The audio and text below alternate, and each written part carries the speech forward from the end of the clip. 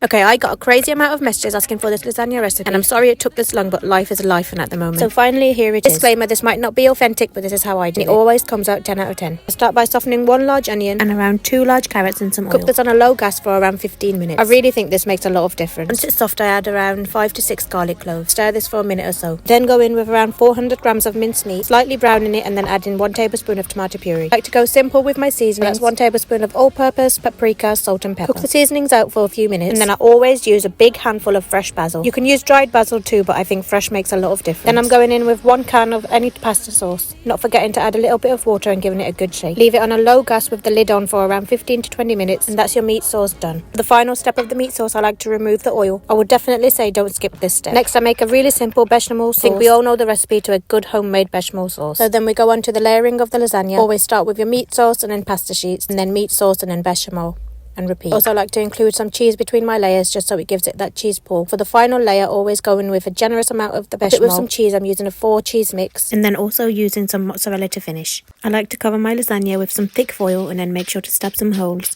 Pop this in the oven for around 15 minutes on 180 degrees, and then I like to pop mine under the grill for the final 5 minutes for the cheese to crispen up. Hope you enjoy, like and follow for